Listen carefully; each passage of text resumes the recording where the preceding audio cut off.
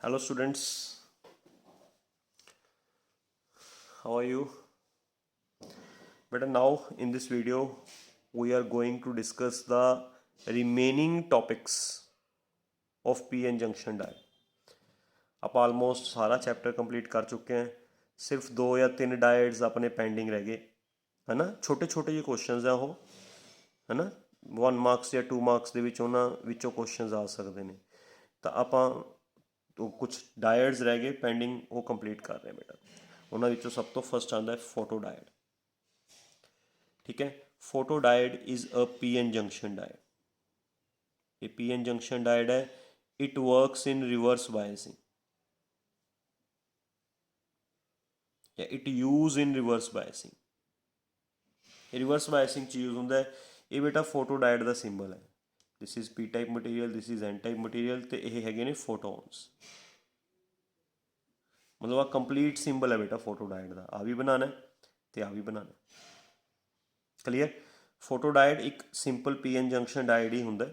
Okay, बस एवें है भी जो इस आप फोटोन स्ट्राइक करवाने, फोटोन स्ट्राइक होने नाल इस दे विचों करंट की क्वांटिटी इनक्रीज होंगी है। वो तुहानूं भी पता है क्यों इनक्रीज होंगी है, क्योंकि जो असी ना फोटोन्स बेटा ये जंक्शन पर फॉल करवावांगे, जो फोटोन्स ये जंक्शन पर फॉल होणगे, जंक्शन पर फॉल होणगे तो फोटोन्स की हैल्प लैके ना कुछ कोवलेंट बॉन्ड टुटणगे। जो कोवलेंट बॉन्ड टुटणगे तो होल्स एंड इलैक्ट्रॉन्स प्रोड्यूस होणगे। होल्स एंड इलैक्ट्रॉन्स प्रोड्यूस होणगे तो पीएन जंक्शन डायोड का करंट बढ़ेगा। बस इन्ना का कंसैप्ट है भी फोटोन्स जिन्ने ज़्यादा फोटोन्स, देखो सिंपल है, जिन्ने ज़्यादा फोटोन्स फॉल करवाओगे उन्ने ज़्यादा कोवलेंट बॉन्ड टुटणगे, जिन्ने ज़्यादा कोवलेंट बॉन्ड टुटणगे उन्ना करंट बढ़ेगा। ठीक है। अच्छा, क्योंकि असी इनू रिवर्स बायसिंग यूज़ करते हैं, बिकॉज असी इनू किस यूज़ करते हैं बेटा, रिवर्स बायसिंग। क्यों यूज़ करते हैं रिवर्स बायसिंग, मैं थोड़ा वो भी समझाना है ना। ਅਸੀਂ ਇਹਨੂੰ ਰਿਵਰਸ ਬਾਇਸਿੰਗ 'ਚ ਯੂਜ਼ ਕਰਦੇ ਹਾਂ ਜਦੋਂ ਅਸੀਂ ਕੋਈ ਫੋਟੋਨ ਫॉल ਨਹੀਂ ਕਰਵਾਵਾਂਗੇ। ਜਦੋਂ ਅਸੀਂ ਕੋਈ ਫੋਟੋਨ ਫॉल ਨਹੀਂ ਕਰਵਾਵਾਂਗੇ ਫਿਰ ਵੀ ਰਿਵਰਸ ਬਾਇਸਿੰਗ 'ਚ due to minority charge carriers ਕੁਝ ਕਰੰਟ ਪ੍ਰੋਡਿਊਸ ਹੁੰਦਾ ਹੈ ਨਾ। ਵੋਲਟੇਜ ਇਨਕਰੀਜ਼ ਹੋਣ ਨਾਲ ਕੁਝ ਕਰੰਟ ਇਨਕਰੀਜ਼ ਹੁੰਦਾ ਰਿਵਰਸ ਬਾਇਸਿੰਗ 'ਚ। ਇਹ ਤੁਸੀਂ ਪੀਐਨ ਜੰਕਸ਼ਨ ਡਾਇਡ ਦੀ ਰਿਵਰਸ ਕਰੈਕਟਰਿਸਟਿਕਸ 'ਚ ਪੜ੍ਹਿਆ ਬੇਟਾ ਵੀ ਹੈ ਨਾ। ਮਾਈਨੋਰਿਟੀ ਚਾਰਜ ਕੈਰੀਅਰਸ ਕਾਰਨ थोड़ा बहुता करंट प्रोड्यूस होंदा है ना। जो असी फोटोन्स फॉल नहीं करवा रहे, फोटोन्स फॉल नहीं करवा रहे उस वक्त भी PN junction diode during reverse biasing minority charge carriers कारण जो करंट प्रोड्यूस होएगा उसको असी डार्क करंट बोलांगे। That current is known as dark current. भी वो बिना किसी लाइट तो प्रोड्यूस हो रहे, बिना किसी फोटोन्स तो प्रोड्यूस हो रहे। समझ गए। फोटो डायोड के उपर जो असी फोटोन्स फॉल नहीं करवा रहे है ना, रिवर्स बायसिंग दे विच थोड़ा जिहा करंट प्रोड्यूस होंदा due to minority charge carriers. That current is known as dark current. उस तो बाद अगर असी इंटेंसिटी इनक्रीज कर दी है ना, फोटोन्स फॉल करवाना शुरू करांगे, फोटोन्स फॉल होने नाल जंक्शन चो कुछ कोवलेंट बॉन्ड टुटणगे। जो कोवलेंट बॉन्ड टुटणगे तो होल्स एंड इलैक्ट्रॉन्स प्रोड्यूस होणगे, होल्स एंड इलैक्ट्रॉन्स प्रोड्यूस होणगे तो करंट बढ़ेगा। तो बेटा इंटेंसिटी फॉल करवाने नाल करंट बढ़ गया। होर इंटेंसिटी इनक्रीज करोगे होर फोटोन्स फॉल होणगे, होर फोटोन्स फॉल होणगे, होर कोवलेंट बॉन्ड टुटणगे। जिन्ने ज़्यादा कोवलेंट बॉन्ड टुटणगे उन्ना ज़्यादा करंट बढ़ेगा। जिमें जिमें इंटेंसिटी बढ़ी जाएगी, जिमें जिमें इंटेंसिटी बढ़ी जाएगी उमें उमें करंट बढ़ी जाएगा। क्लीयर, समझ गए।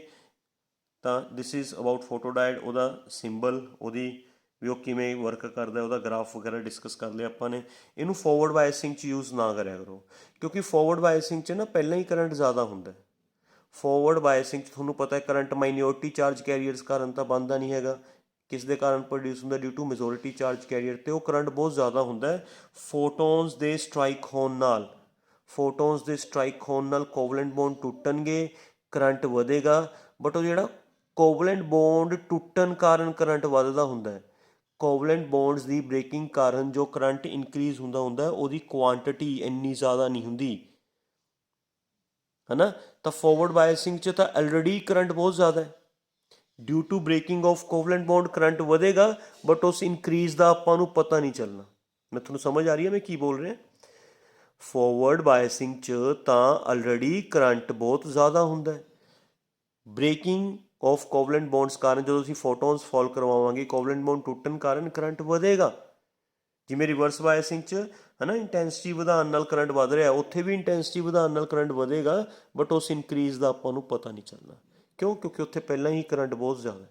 ਜਿਵੇਂ ਫੋਰ ਐਗਜ਼ਾਮਪਲ ਆਪਣੇ ਕੋਲ ਦੋ ਪਰਸਨਸ ਹੈ, ਫੋਰ ਐਗਜ਼ਾਮਪਲ ਆਪਣੇ ਕੋਲ ਦੋ ਪਰਸਨਸ ਹੈ ਨਾ, ਇੱਕ ਕੋਲ ਮਨੀ 1 ਰੁਪੀਜ਼ ਹੈ, ਇੱਕ ਕੋਲ ਮਨੀ 1 ਲੱਖ ਰੁਪੀਜ਼ ਹੈ ਨਾ। ਇੱਕ ਇਸ ਕੋਲ ਮਨੀ ਸਮੋਲ ਹੈ ਜਾਂ ਲੈਸ ਹੈ, ਇਸ ਕੋਲ ਮਨੀ ਬਹੁਤ ਲਾਰਜ ਹੈ ਨਾ। ਦੋਨਾਂ ਨੂੰ ਆਪਾਂ 1 ਰੁਪਇਆ ਦੇ ਦਿਓ ਹੈ ਨਾ। 1 ਰੁਪਇਆ ਦੇਣ ਨਾਲ ਇਸ ਦੇ ਵਿੱਚ ਇਨਕਰੀਜ਼ ਕਿੰਨਾ ਹੋਇਆ ਕੀ ਪਤਾ ਚੱਲੇਗਾ? ਇਸ ਦੇ ਵਿੱਚ ਇਨਕਰੀਜ਼ ਕਿੰਨਾ ਹੋਇਆ ਹੈ ਨਾ। ਇਹ ਪਹਿਲਾਂ 1 ਲੱਖ ਸੀ, ਹੁਣ 1 ਲੱਖ 1 ਹੋ ਗਿਆ, ਤਾਂ ਕੋਈ ਜ਼ਿਆਦਾ ਫਰਕ ਨਹੀਂ ਪਿਆ ਇਹਨੂੰ। 1 ਲੱਖ ਸੀ 1 ਲੱਖ 1 ਹੋ ਗਿਆ, ਤਾਂ ਕੋਈ ਜ਼ਿਆਦਾ ਫਰਕ ਨਹੀਂ ਪਿਆ, ਬਟ ਇਸ ਦੀ ਮਨੀ ਡਬਲ ਹੋ ਗਈ। ਇਸ ਦੀ ਮਨੀ ਕੀ ਹੋ ਗਈ? ਡਬਲ ਹੋ ਗਈ। ਤਾਂ ਮਤਲਬ ਜਿੱਥੇ ਕਰੰਟ ਸਮੋਲ ਸੀ, ਜਿੱਥੇ ਕਰੰਟ ਸਮੋਲ ਹੈ, ਉੱਥੇ ਸਮੋਲ ਇਨਕਰੀਜ਼ ਦਾ ਵੀ ਬਹੁਤ ਪਤਾ ਚੱਲਦਾ ਹੈ। ਜਿੱਥੇ ਕਰੰਟ ਲਾਰਜ ਹੈ, ਉੱਥੇ ਸਮੋਲ ਇਨਕਰੀਜ਼ ਦਾ ਪਤਾ ਨਹੀਂ ਚੱਲਦਾ। ਇਸ ਕਰਕੇ ਅਸੀਂ ਇਸ ਡਾਇਡ ਨੂੰ ਫੋਰਵਰਡ ਬਾਇਸਿੰਗ 'ਚ ਯੂਜ਼ ਘੱਟ ਕਰਦੇ ਹਾਂ, ਰਿਵਰਸ ਬਾਇਸਿੰਗ 'ਚ ਯੂਜ਼ ਕਰਦੇ ਹਾਂ, ਕਿਉਂਕਿ ਰਿਵਰਸ ਬਾਇਸਿੰਗ 'ਚ ਕਰੰਟ ਘੱਟ ਹੁੰਦਾ ਹੈ। ਰਿਵਰਸ ਬਾਇਸਿੰਗ 'ਚ ਕਰੰਟ ਘੱਟ ਹੁੰਦਾ ਹੈ, ਫੋਟੋਨਸ ਫਾਲ ਨਾਲ ਕਰੰਟ ਦੀ ਕੁਆਂਟਿਟੀ ਵੱਧਦੀ ਹੈ ਅਤੇ ਉਸ ਇਨਕਰੀਜ਼ ਦਾ ਪਤਾ ਚੱਲਦਾ। ਫੋਰਵਰਡ ਬਾਇਸਿੰਗ 'ਚ ਕਰੰਟ ਬਹੁਤ ਜ਼ਿਆਦਾ ਹੁੰਦਾ ਹੈ ਨਾ। ਬ੍ਰੇਕਿੰਗ ਆਫ ਕੋਵਲੈਂਟ ਬੌਂਡ ਕਾਰਨ ਕਰੰਟ ਵਧੇਗਾ, ਬਟ ਉਸ ਇਨਕਰੀਜ਼ ਦਾ ਪਤਾ ਨਹੀਂ ਚੱਲਣਾ। ਤਾਂ ਇਸ ਡਾਇਟ ਦਾ ਫੋਰਵਰਡ ਬਾਇਸਿੰਗ 'ਚ ਯੂਜ਼ ਨਹੀਂ ਹੋਣਾ, ਰਿਵਰਸ ਬਾਇਸਿੰਗ 'ਚ ਯੂਜ਼ ਕਰਿਆ ਕਰਦੇ। ਠੀਕ ਹੈ। Now second one is light emitting diode, LED ਹੈ ਨਾ। ਲਾਈਟ ਇਮਿਟਿੰਗ ਡਾਇਟ ਦਾ ਸਿੰਬਲ ਇਹ ਹੈ ਬੇਟਾ, ਫੋਟੋਨਸ ਬਾਹਰ ਨੂੰ, ਇਸ 'ਚ ਫੋਟੋਨਸ ਅੰਦਰ ਨੂੰ ਸੀਗੇ, ਦੇਖੋ ਇਸ 'ਚ ਫੋਟੋਨਸ ਬਾਹਰ ਨੂੰ ਨੇ। ਕਲੀਅਰ? ਅੱਛਾ, ਇਹਨੂੰ ਅਸੀਂ ਯੂਜ਼ ਕਰਦੇ ਹਾਂ, it is also PN junction diet. It is used in forward biasing.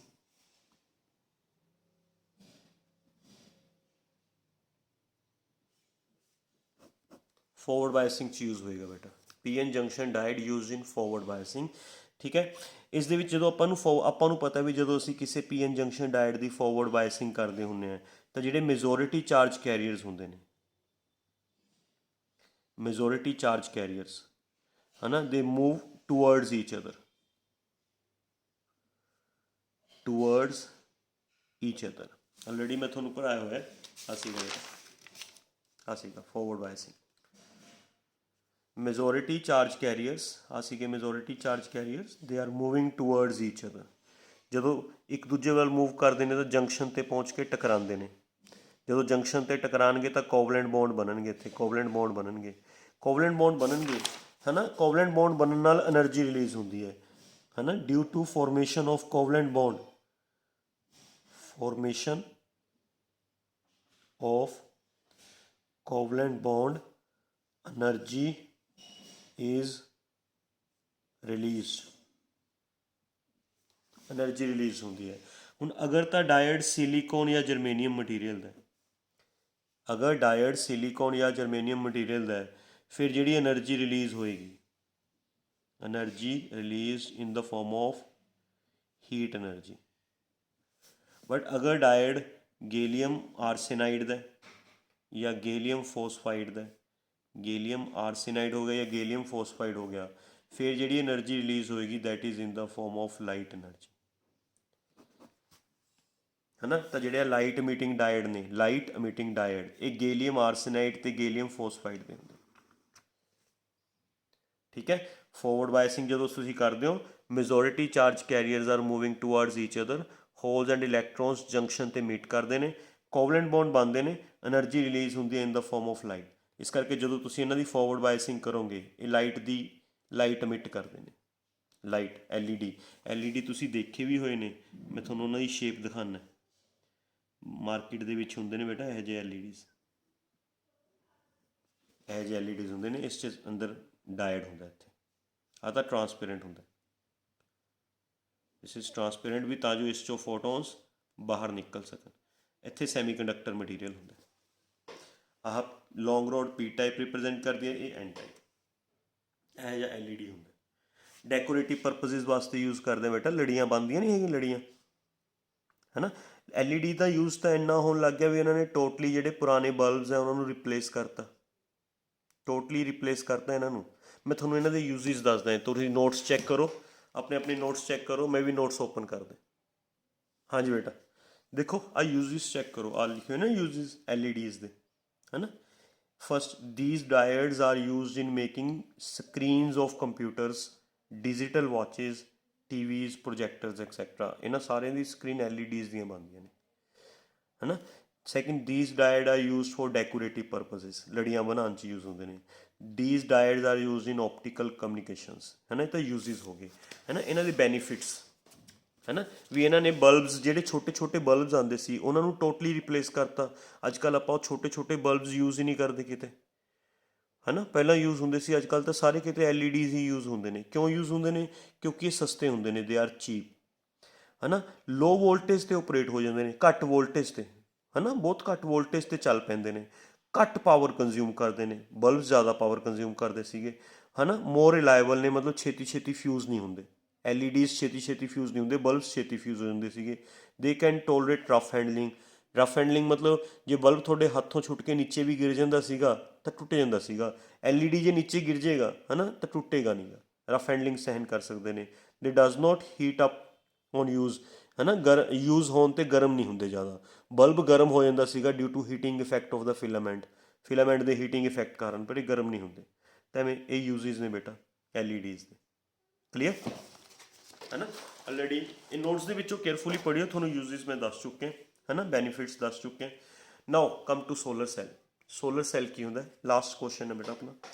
Solar cell ਵੀ ਇੱਕ PN ਜੰਕਸ਼ਨ ਡਾਇਡ ਹੈ,